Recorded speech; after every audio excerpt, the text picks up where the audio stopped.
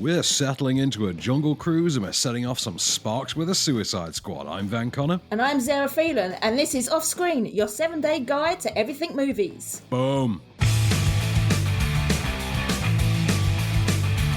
Groovy. Welcome to Off Screen, your 7-day guide to everything cinematic. As we say, well, unfortunately, Miss Perfect is taking the opportunity to get some sun this week. Lucky devil. I mean, I wish I'd had the foresight to think to take a holiday during a damn heat wave, but leave it to the aptly named Miss Perfect to think of that one. But thank you, Ms. Phelan, for stepping in and keeping us company this week. As ever, we need movies more than ever. I think now that the weather is driving us all inside to the nearest air conditioning unit.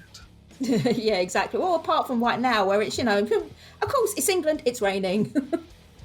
I know, it's hell, isn't it? But yeah. Alas, there are films that we can enjoy in nicely air-conditioned cinemas this weekend. There are films we can watch on streaming at home. There's even a movie in which you can do both, really, if you want to. Or if you're American, there's two that you can do both too. Because I don't know why, but... Oh, actually, no, not for another couple of weeks, because Suicide Squad's out. Is it the 16th in the US? I think it's the 16th it's a couple of... No, I think it's a week later, actually. A week later. But they get it on HBO Max the same day, I think, as well. But let's talk about one. This is a wacky one. I kept hearing about this online starting about 6 weeks ago, and it's been building, and now it's here. So, The Sparks Brothers is out. And this was advertised as the new Edgar Wright movie, which kind of confused me, because I thought we were getting, is it The Last Night in Soho? Yeah. This movie is... His next one. But yes, this is a documentary he's made. He's pulled a Scorsese on us. So it's not really one of his films, but it is a documentary by him, so it technically counts in the pantheon. It's kind of like if Tarantino went off and did a Motley Crue documentary, just for kicks. Does it count as a Tarantino film? Anyway, so this is the story of Sparks, who are a band, it turns out, I know, but I didn't know I knew. Do you know Sparks? I have no idea who they are. No idea. Not really, because you're not really a glam rock. You have some glam rock tendencies, but not all of them. Yeah, not all of them. No, I don't know. No, because are you ambivalent? I'm trying to remember if you're ambivalent on Bowie, aren't you? Yes. Yeah. Yeah, that's fair. That's fair. I don't imagine then Sparks would appeal to you if you weren't a Bowie person, for instance. Well, it's Edgar Wright as well, and I'm not a fan of Edgar Wright either. Well, there you go. So this movie's not really one that you're going to be flocking to see. However, I do think you might enjoy. So it is the story of Sparks, the glam rock band sort of spun out of the 60s and had been going for 50 years. And they sort of met, I think they met at film school.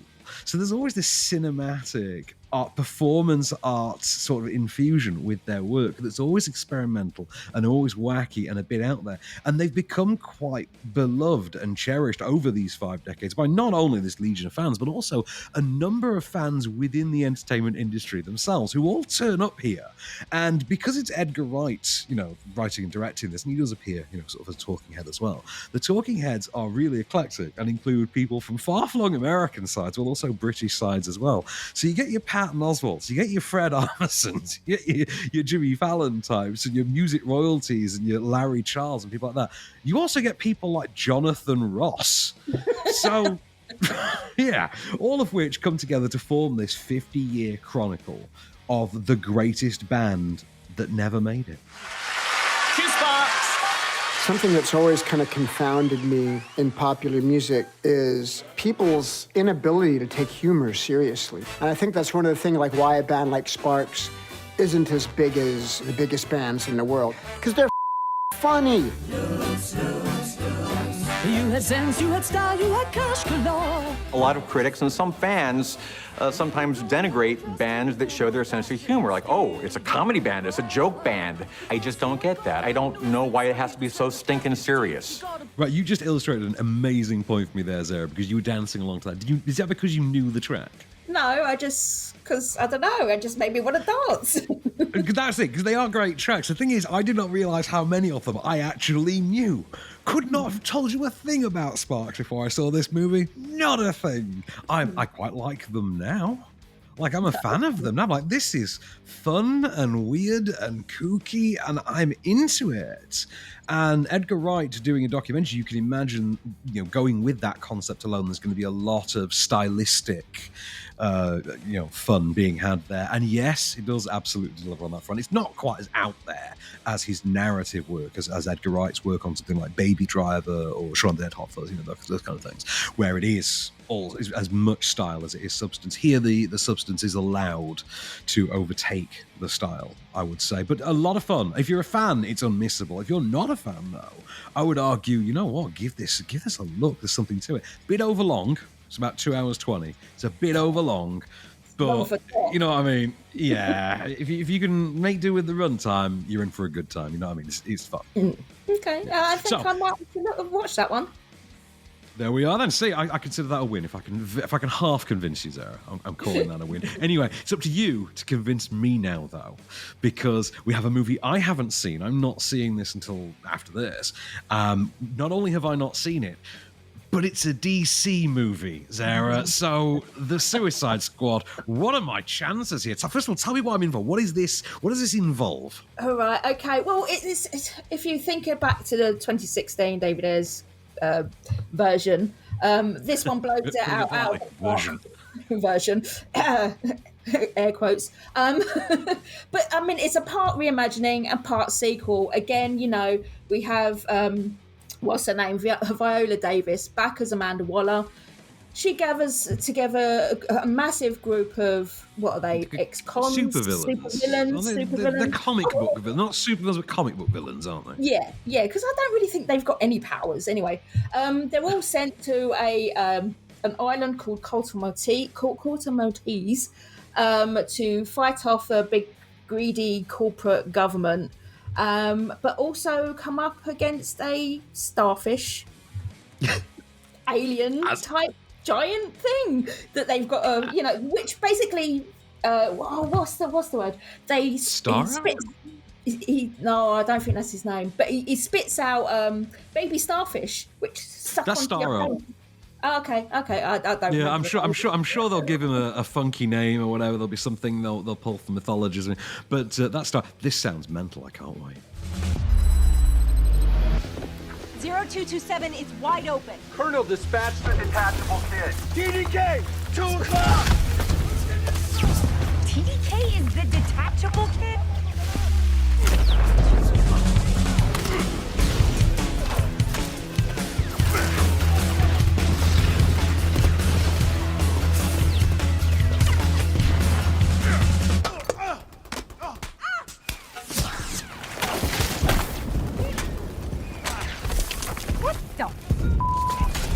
I didn't pick the damn team!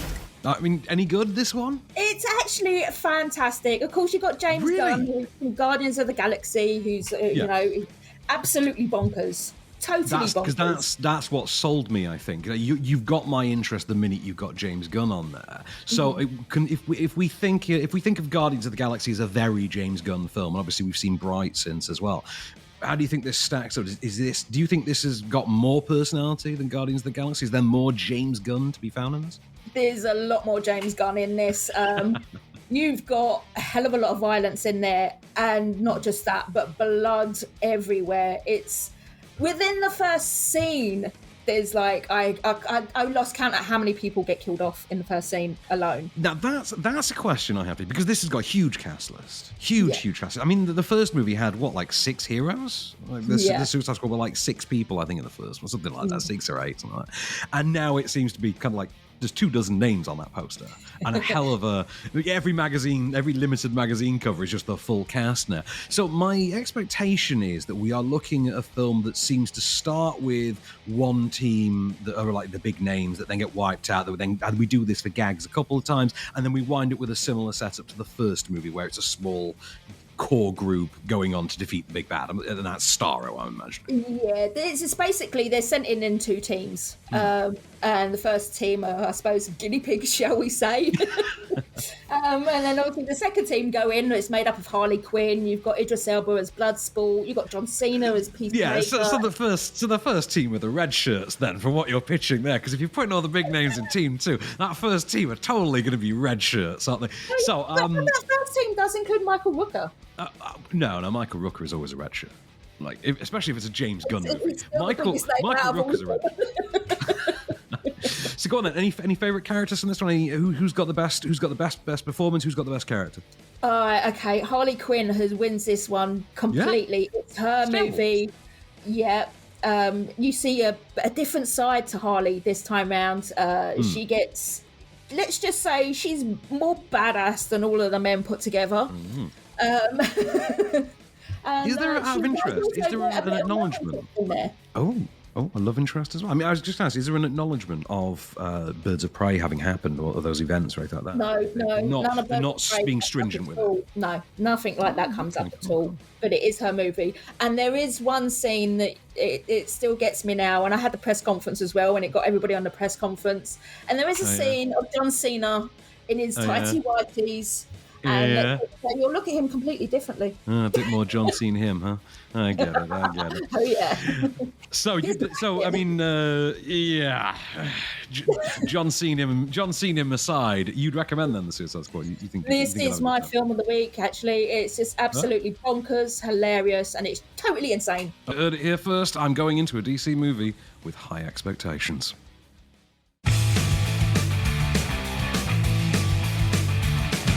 Welcome back to Off Screen, and sticking with the new releases for this week. Well, Miss Phelan, let's go to Mars. Did you have the pleasure of watching Settlers this week? I did. Well, I mean, I'm guessing the word pleasure is doing a lot of heavy lifting, I think, from your reaction. Yeah, I was just so bored. I ended up playing with my phone for half of it. Which is interesting because this is like a 90-minute film. It's quite a short one. Yeah, after about the 15-minute mark, I was like, all right. Yeah. Okay, so we'll give it its due though, because I do have similar gripes and opposing compliments to offer up. So this is a new movie from writer-director Wyatt Rockefeller. Now there's a guy who, when his parents named him, knew he was going into the entertainment industry, because you sure as hell would not name your son Wyatt Rockefeller if he was going to work at Greg's. Anyway, so this stars Johnny Lee Miller. I think Johnny Lee Miller is arguably the name star of this, and he's not really in it past the first 10 minutes. Johnny Lee Miller and Sophia Boutella are a married couple on colonial Mars. They're in a remote sort of, like a farm setup in a remote corner of Mars, desert-based Mars, and they are besieged by bandits who kill Lee Miller and leave Sophia Boutella and their daughter on this Martian ranch, as it were, under the armed auspices of a previous or the son of the previous tenants, played by Ismael Cordova. I've got a question to ask you about Ismael Cordova afterwards as well. You're gonna love this one.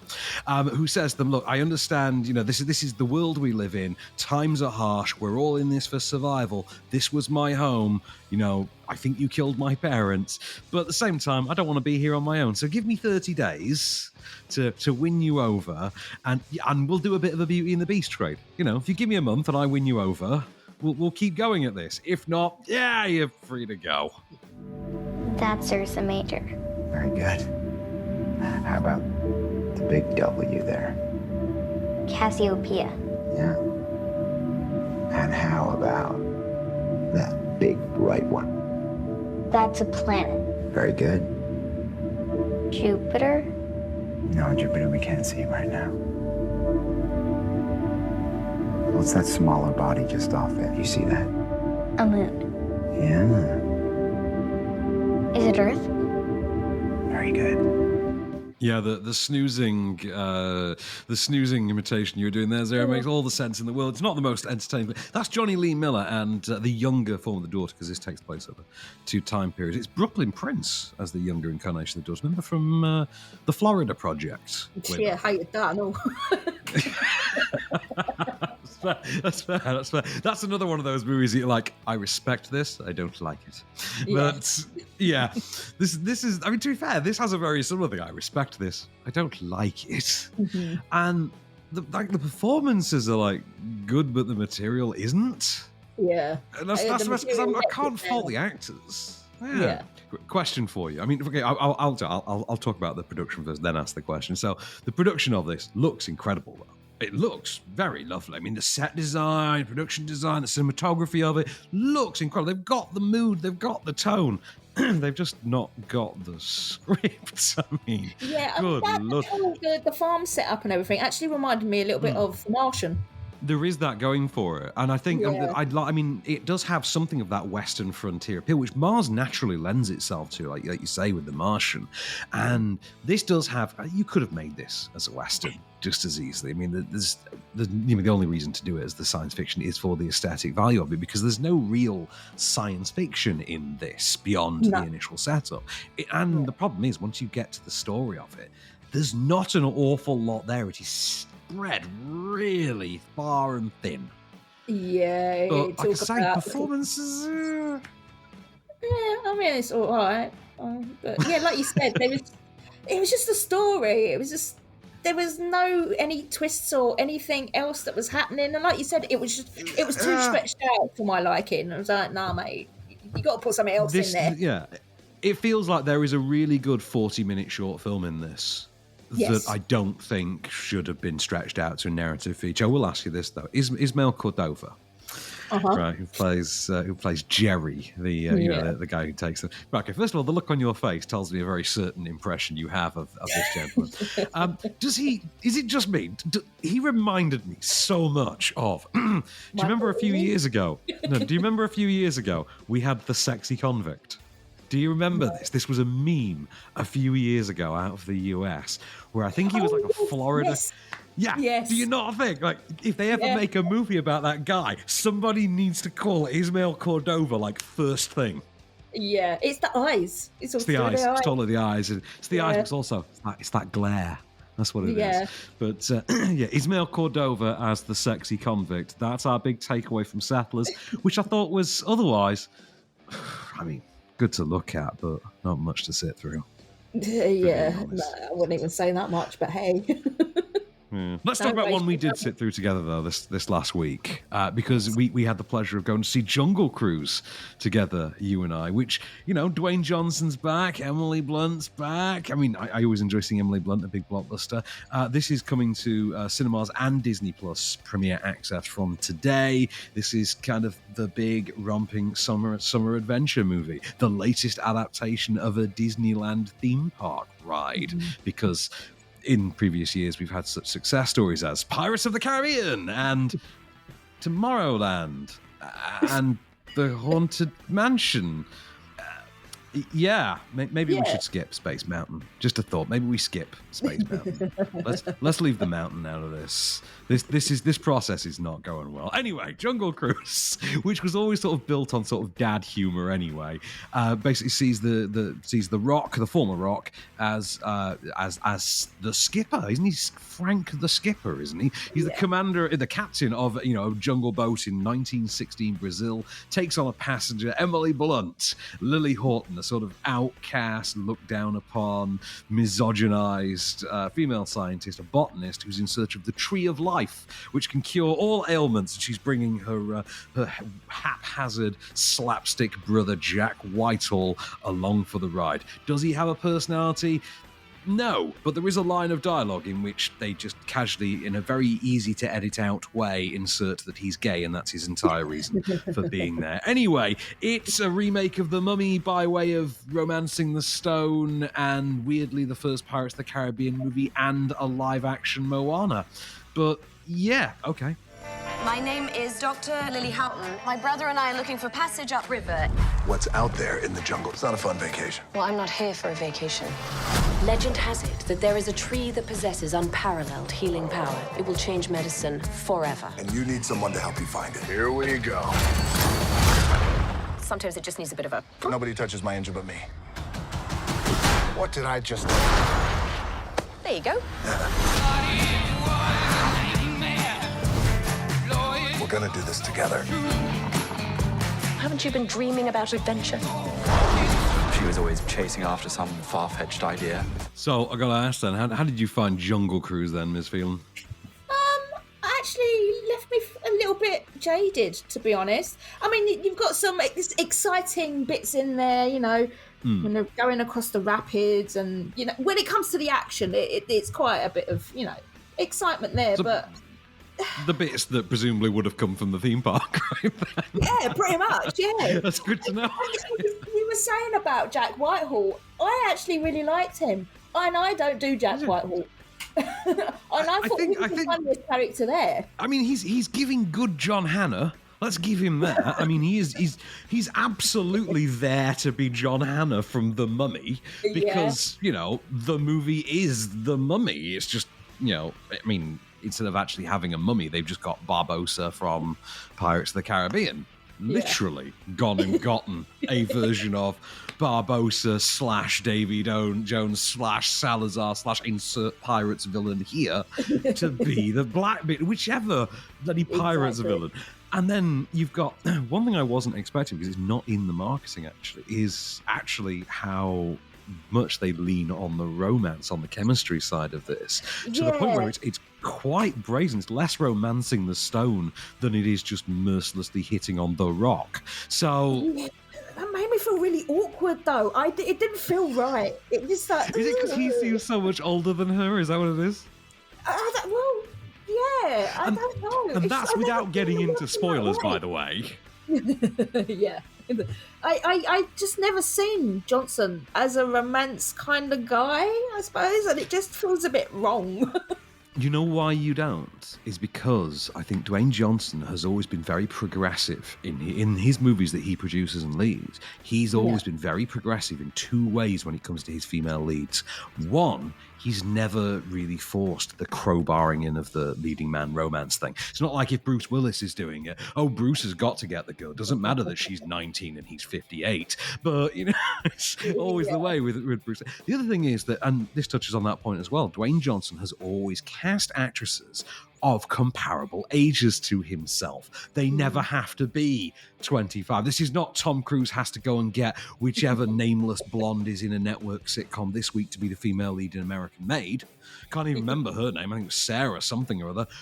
You'll never see her in another thing again. Who's the Annabeth chick from The Mummy? You're never going to see her again, but it doesn't matter because she's 28 and beautiful, and Tom Cruise wanted her to be his female lead that week. You don't get that with DJ. Oh no. You find me someone who's 45. I need someone minimum 45. Naomi Harris, get me Naomi. Is Naomi? She's 46. Do you know what? We'll take her. She's close enough to. She's at the bottom of the spectrum. We want older than 40. Fine, we'll take 46. Bring her on board as well. I love Dwayne Johnson for that. It's something I really respect about it. So do you know what? I'm inclined to let him have this one for the crowbarred in romance, to be honest. Yeah, I mean, I don't think it actually needs it, though. I think it doesn't need it. Fine without it. It feels like it's there because these kinds of movies always used to have that, and it's like tradition. Yeah, and I don't romancing the stone thing anymore, because it did feel forced. And it just felt like plugged in. Yeah.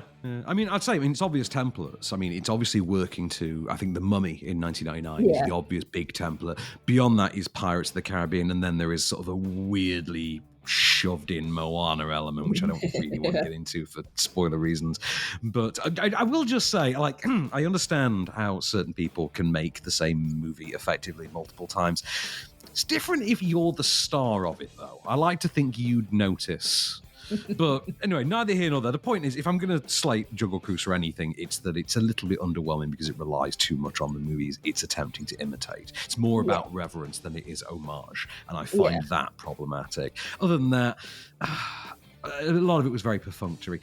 I did think, though, Jesse Plemons as one of the villains, absolutely terrific. Scene stealer. Jesse Plemons as a mad German for every movie ever, please. I totally agree. He was just fantastic. This is game night, Jesse Plemons, is what this is. This is game night in German for Jesse Plemons. Love it. Boom. Just is it worth them doing a franchise out of this just to give us more Jesse Plemons as mad German game night?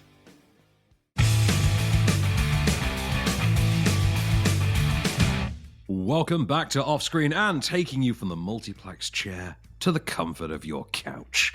We're going to do some movies on Freeview for the next 7 days. And since you don't get to join us that often, Zehra, we thought we'd let you do the picking this week. So I'm very proud to announce that you have done all the selections for this week. You have made all these selections, and that is why I now get to firmly blame you. Yeah, exactly. So, and I say that ahead of revealing that our pick for Saturday, for tomorrow, the 31st of July, birthday to such greats as Harry Potter and myself. We are talking about Failure to Launch on 5-star at 2:25 in the afternoon. Now, you said this is a guilty pleasure of yours. I watched this when it came out in 2006, I want to say. Now, I want to see if I'm remembering this right, and you can correct me and take it away for us. Because we haven't got a clip, so I'm just going to speak my piece, and then you can confirm or deny, and then please explain and elaborate your opinion on this movie. This is the movie in which Matthew McConaughey is the world's best-looking, still at home in his 30s slacker, and Sarah Jessica Parker is a woman hired by his parents, I want to say, to basically charm him into moving in with her, by which point she'll then break up with him after having shown him independence and freedom, but he wisens up to it. Is that right? Yeah, more or less. Yeah, she doesn't actually want him to move in with him, but they move in together just so he can get to move out of his parents' house. Yeah, to inspire independence, isn't it? Yes, yeah. Right. I remember that McConaughey's the lead, because this is during that period when McConaughey only made this movie over and over again. Yeah, he was the rom-com king. Yeah, he was. It's got a white poster, and I am leaning. Yes. You know what I mean? It's the white leaning poster. That they all go through a phase. Gerard Butler did about 4 of them. The white leaning poster. You've got to do the white leaning poster. White space. We are leaning. What are we leaning on? We don't know, because there's nothing in the white space to lean on. But we are leaning anyway. Don't know what it is. Every time I see a white space, I just want to lean. Anyway, so is this the one that has Bradley Cooper in it? It does. As his bestie.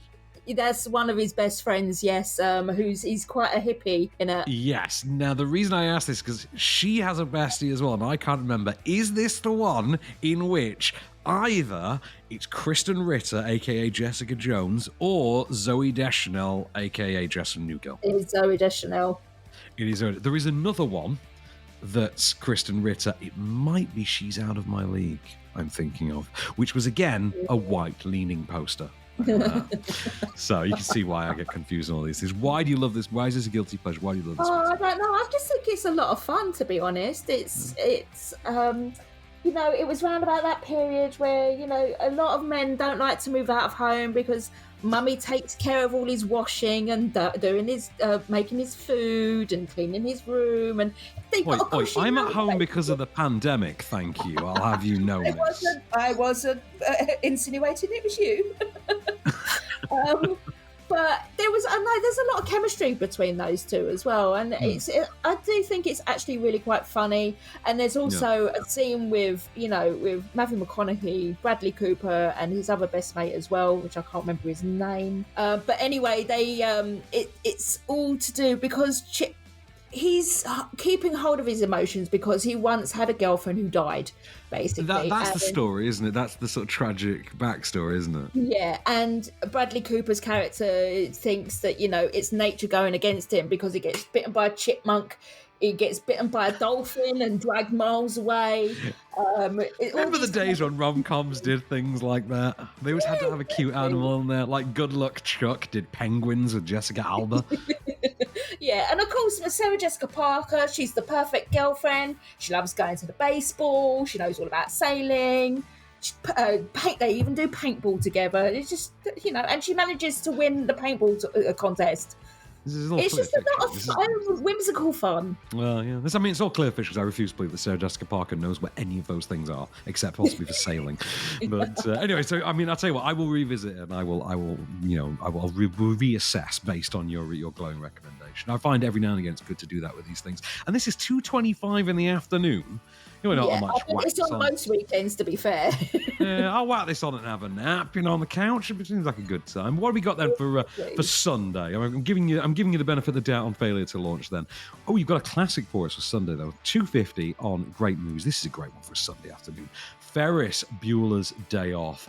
It's the greatest school skive anyone's ever undertaken. Don't we even need a plot synopsis for this Matthew Broderick class? I mean, we just had Sarah Jessica Parker. Let's have, a younger iteration of her husband on the following day. I don't think we need to even go into the plot of this. What happens when the coolest kid in school skives for the day? Skives with just the hottest girl in school, that is.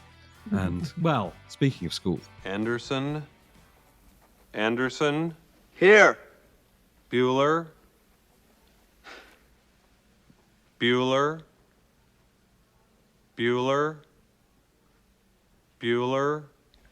He's sick. My best friend's sister's boyfriend's brother's girlfriend heard from this guy who knows this kid is going with the girl who saw Ferris pass out at 31 Flavors last night. I guess it's pretty serious. Thank you, Simone. No problem whatsoever. Fry. Genuine thing. You know the girl that speaks just then, the actress who says, I think he's sick or whatever. Do you know who that actually is? No. That is the original Buffy the Vampire Slayer.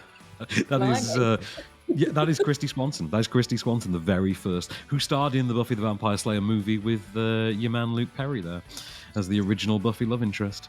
But amazing the crap that fits in my head. My one thing I always remember about Ferris Bueller is my very favourite scene in which Goddess Jennifer Grey. Oh, God, I fancy Jennifer Grey.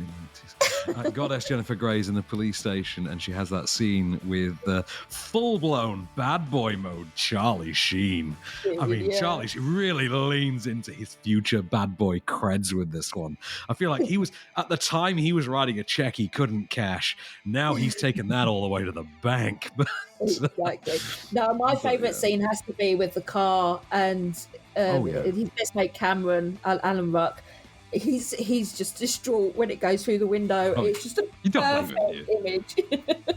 No, it's a good one. It's a classic. Good old Ferris Bueller. 250 great movies on Sunday afternoon. One we've not got a clip for then, Monday night, 11:25 on Film 4, I think is a cultural touchstone for me personally. The classic East is East. Absolutely unmissable 70s set comedy with Om Puri, Jimmy Mystery. Just a great, very funny film, that one, that I think has a story that you don't really encounter every day, because it is about mixed families, about blended families, about Asian British families coming out of the 70s, that first generation post the first wave of British immigrants from the 50s and 60s, which is a very interesting setting for a cultural rom-com of all things. More com than rom. Yeah, but there's also that element of drama in there as well. There is. There's kitchen sink drama, isn't it? Yeah, very Ken Loachian drama. Yeah, of course, because he beats on the mother when she doesn't do what she wants. Yeah.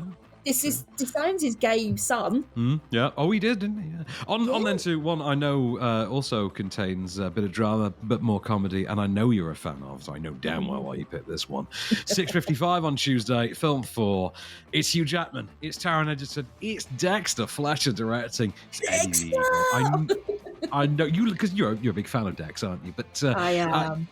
Eddie the Eagle, this is one, I mean, Bex picks this one a lot as well, to the extent that we had to stop including it because we just covered it that often. But I know that you're such a huge fan.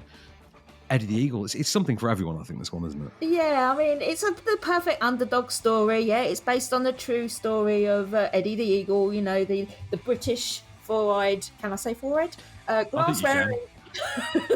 Glass-wearing ski jumper who just was never very good but still made it to Olympics, and he endeared himself to the whole world.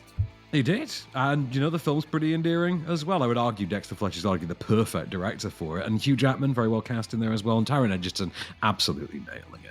On then to Wednesday, Great Movies, 9 p.m. I mean, do you know what? I feel like when you call your channel Great Movies, you're kind of you're really writing you're writing a guarantee there, aren't you? That you really should be held to by the Trading Standards Act. Thankfully, though, Wednesday Night Warrior is on, so I think that they're doing okay there.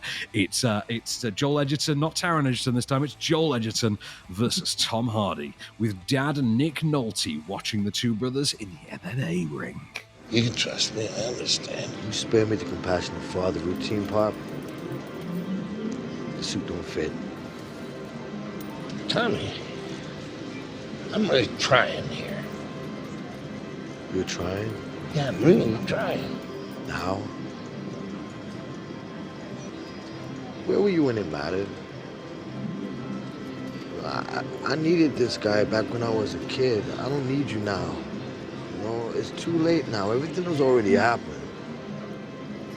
You and Brendan don't seem to understand that. Let me explain something to you, okay? The only thing that I have in common with Brendan Conlon is that the pair of us, we have absolutely no use for you. I just realised I said ring when I should have said octagon because it's mixed martial arts. Anyway, was octagon specifically UFC owned? I don't know, but you can tell I clearly look a lot. I read a lot into this sport, obviously. Anyway, Warrior, it's a good time. It's got Tom Hardy doing that weird pseudo Rocky voice that he doesn't. Oh no, I don't know why my voice is so thick. You know, I don't know why I have to talk like this. Like, why? This is my American. Yeah. Oh, why does he do that? Why, Tom? Come on, you got the most badass sounding gravelly British voice going. Why does your American accent suck? Anyway, on then to another McConaughey movie. We've got 2 this week. Okay, so let's talk then. White Boy Rick's on Film 4 Thursday night, 9 p.m. Go on, tell me quickly about White Boy Rick, because I never got to review this one, because I don't think it was it not press shown, I don't think, was it? I don't know. I interviewed Jan Damage, so maybe not, because I did see it part of the press thing. But this is based on the real life of a teenager Richard Wershey, who gets sucked into the drug underworld when he becomes an undercover informant for the FBI. But he becomes so embroiled in it, you know, and he's loving this world of being a drug dealer. And he just, basically, the FBI washes their hands of him and leaves him to take the fall. This sounds like American Made.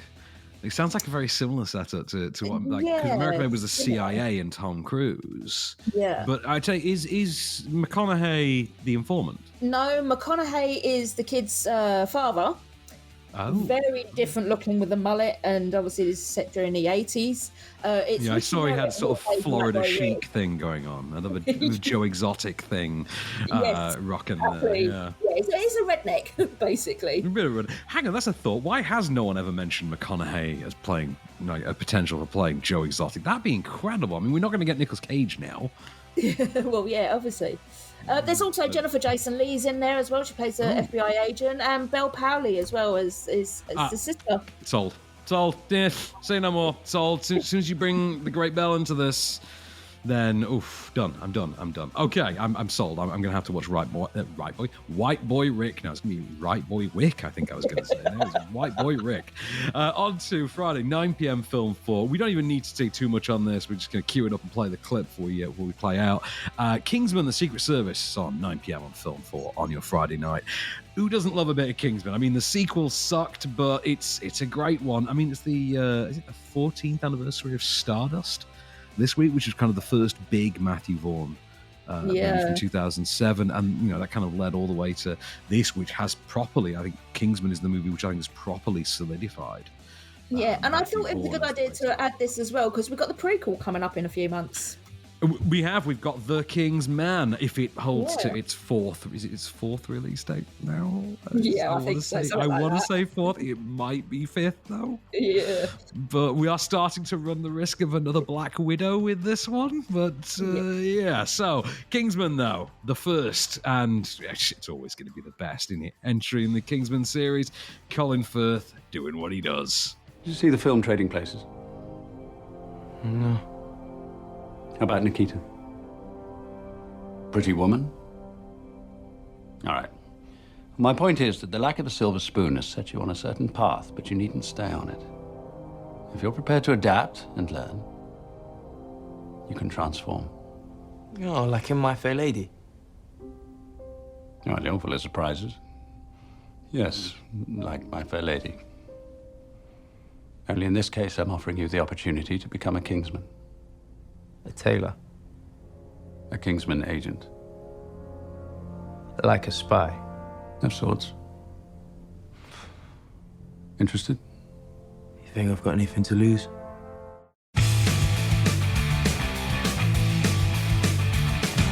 Welcome back for one last ride off screen. And, well, we're going to take you down the DVD and Blu-ray aisle, which has actually got something new to offer this week, which is nice, because I've not been enjoying these, like, COVID shortages of, like, new DVD and Blu-rays. We've had some weeks where there's been naff all out, Zehra. Naff all. It's been terrible. But you know what? Since we now actually get new movies again, since things are starting to slowly simper back to normal, this week we can say that on DVD and Blu-ray, and presumably on digital and other things as well, you can pick up, first of all, Peter Rabbit 2: The Runaway. Did you see this one? No, I didn't see it.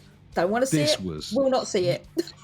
I think if you've ever got babysitting to do or anything like that, and you need like just a chance to watch something incredibly sadistic unfold before the willing face of an innocent child, Peter Rabbit 2: The Runaway is a fantastic place to go, because it is just this romping nuts and bolts exercise of just in how despisable James Corden is, whilst at the same time unfurling this plot about how truly terrible an idea it is to try and exploit Peter Rabbit for money, whilst exploiting Peter Rabbit for money.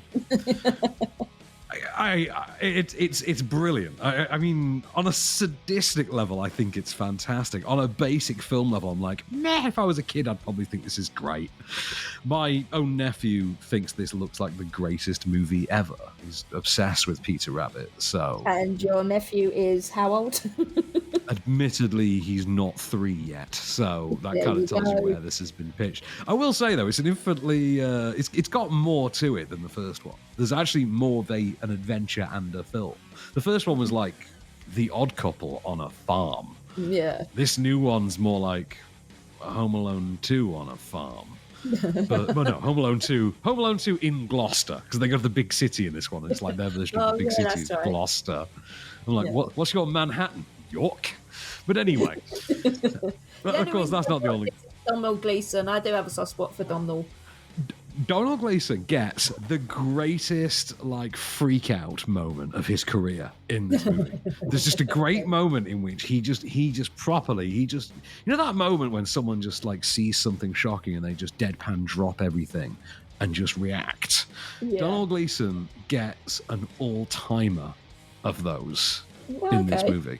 It's just, you don't even see it coming. He just has the girliest shriek.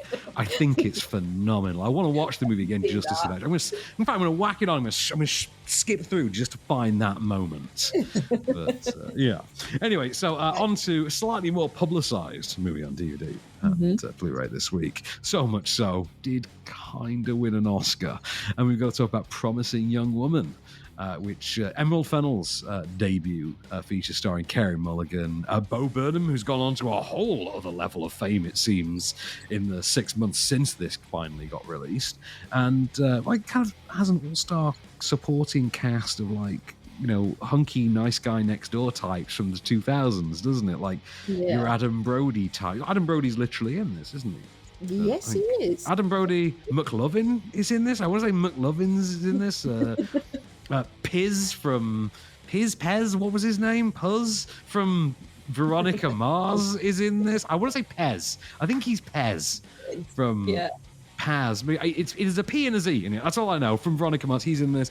And of course, it's the story of a mysteriously outcast and jaded woman who seemingly had all the potential in the world, played by Carey Mulligan, who has now dedicated her life to this strange, mysterious crusade of hiking up into bars late at night, pretending to be drunk, going home with nefarious young men, waiting for them to try and exploit the situation.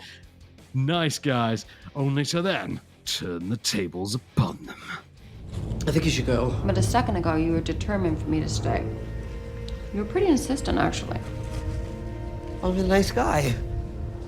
Are you? I thought we had a connection, I guess. A connection? Okay. What do I do for a living? Sorry, maybe that one's too hard. How old am I? How long have I lived in the city? What are my hobbies? What's my name? Oh, it's a creepy one, that one. I love her in this movie. I think she's absolutely tremendous in it. I think the movie's very good. until its ending. Like, I think its ending is terrible. Like, I think it's ending. But then again, it's a rock and a hard place. Different.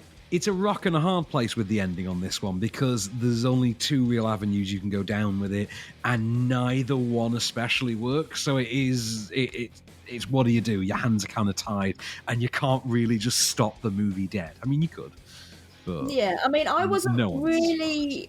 I didn't really go into this expecting much. I thought, it's going to be another one of those feminist type movies, but it was actually really good. And like I said, it goes in places that you don't expect that kind of film to go to. I don't want to give anything away. And a lot of the success of it is there's so many subtle ways that it's not even its marketing campaign, but it as an entity on its own, as a solitary film, does set itself up for going into far more horror-based territory. Like early on, we see a sequence in which, apropos of just a scene that's been taking place before, which I think might be that scene we've just had, or might be the Adam Brody one. There's a similar scene with Adam Brody, similar to what I cleared, in which we then cut to her walking down the street doing sort of the walk of shame the following morning, eating a burger, but there is red all down her. And you're left with that interpretation. Do I take that as she's just a messy eater, or do I take that as it is gore? And the film very cleverly keeps positioning that way, which I think then sets up this problem with the ending where there's only two possible endings, and no matter which one you do, it's do you want to do the one? And both endings trace back to that burger as well. Yes. Both endings ask the question, was that blood or was it ketchup? Yeah. And you've got a ketchup ending and a blood ending. Yeah. And we get the ketchup ending, don't get me wrong. But the problem is it's exactly as sugary and artificial as actual ketchup is. So you know what I mean? Enjoyed the ending. Sorry. I'll have to disagree on that one. That's fair, but that's the thing, isn't it? Because it's a discussion that I think everyone has with this film. I think if you talk to anyone about Promising Young Woman, I think that's something that comes up very quickly is, did you like the ending? Yeah, definitely. So there's that. Anyway, over to streaming then for the week. We've got two. One I haven't seen. I thought you might have, and I thought I'd ask you about this. So on Netflix from Monday is The Mule from Warner Brothers. Kevin Costner, Clint Eastwood one. You've not seen this one, but he's the aged drug mule who. No, I haven't managed to see this one yet. Came out quite quietly, this one, didn't it? You were like, oh, it's a Clint one. This is presumably an awards contender. And then you came out and you were like, no, I guess it wasn't. So, okay. Guess we don't have to make it. I think I've got an awards screener for this that I've just never watched. Okay. Because it was just obvious that it wasn't going to get nominated for anything. So I was like, what's the need to watch the screener? Yeah. The film got released. We didn't review it. I'm not going to watch the screener for nothing because it's not going to get nominated for anything. But you know what? It's going to be on Netflix on Monday, so I'm going to check this out. I'm expecting, the usual Clint Eastwood, highbrow, Regency level, American Regency, as I call it, American Regency drama. Usual kind of thing where they gave him 90 million, he spent 30 and pocketed 60. The usual Clint Eastwood retirement effort. Yeah. But, it's a funny release date on a Monday. It's weird. It's usually Fridays. Well, now streaming's all over the place, to be fair. When it's streaming, they don't, unless it's their own content, unless it's the Netflix original. Netflix originals do stick to sort of theatrical releases generally. Disney Plus recently moved their drops to Wednesday. Yeah, from Friday. They started that with Loki. Speaking of Disney Plus, though, Friday the 6th, movie I adore, and I gotta love them for this because they keep making themselves the essential streaming platform. They're adding one of my all-time very favoritist comedies. It is, I want to say 1992's My Cousin Vinny. It might be 93. I was 9 or 10 when this came out, and I loved it even then. My Cousin Vinny, starring Joe Pesci and Marissa Tomei. And this is the movie that absolutely began my unending love affair with Marissa Tomei, and to a lesser extent Joe Pesci as well. Because it was weird that he literally went from was it Goodfellas, Home Alone, this. That guy had a weird career path. Oh no, hang on, no, is it Goodfellas, Home Alone, Lethal Weapon 3, this, I think. Yeah. Such a very strange career trajectory. And he is Vincent Gambini. He is effectively a mobloid. He's like a low-level Italian-American family, sort of crime adjacent, he recently taken the bar exam lawyer. He's the lawyer in the family who gets called up when a post-Karate Kid trilogy Ralph Macchio and his buddy are driving to college, get pulled over and get mistakenly arrested and put on trial for robbing a convenience store and murdering the clerk. The only thing is, you get what you pay for. And well, Vincent's family, so they're not exactly paying him. When you viewed the defendants walking from their car into the sack of suds, what angle was your point of view? They was kind of walking toward me when they entered the store. And when they left, what angle was your point of view? They was kind of walking away from me. So would you say you got a better shot at them going in and not so much coming out? You could say that. I did say that. Would you say that? Yeah. Is it possible the two youths... Two what? What was that word? What word? Two what? What? Did you say utes? Yeah, two youths. What is a ute? Oh, excuse me, Your Honor. Two youths. I adore him in this movie. He's so good, especially with the suit, the ridiculous suit that he has to buy to go to court. But Marissa Tomei steals this movie, and so much so she won the Oscar for Best Supporting Actress for this, which when you tell someone now, if they don't know it, is mind-blowing. It'd be like giving Margot Robbie a Supporting Actress Oscar for, I don't know, crappy rom-com she did recently. But, oh no, it's unfair. She doesn't do crappy rom-coms. But Fred Gwynne there, the legendary Fred Gwynne as the judge. And, who is it? Perry White from Lois and Clark. I want to say Lane Smith, the late, great Lane Smith as the prosecuting attorney. This has just got one of those all-star supporting casts. There's a lot of people in this where you don't know their names. You're like, oh my God, it's insert character name from thing I loved as a child. Here, there's a lot of that going. Oh, it's the company guy from that movie I loved from 1987. Oh, it's Perry White from Lois and Clark, and loads of that going on. Oh, it's Harvey from Entourage. Things like that, which is obviously now a very problematic character to talk about because he was named Harvey for a reason.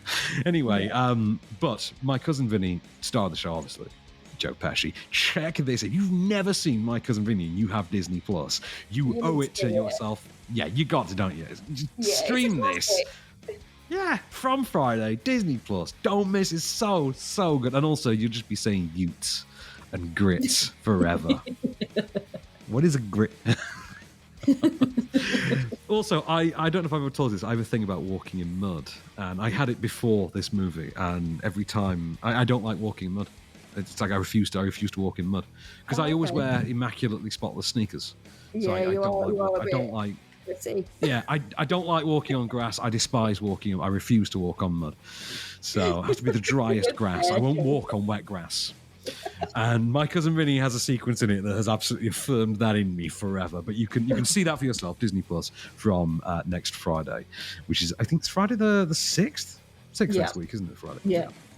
So, another week of films down, done, and dusted. So I thank you, as always, Miss Field, for filling. You had a good time? Has it been fun?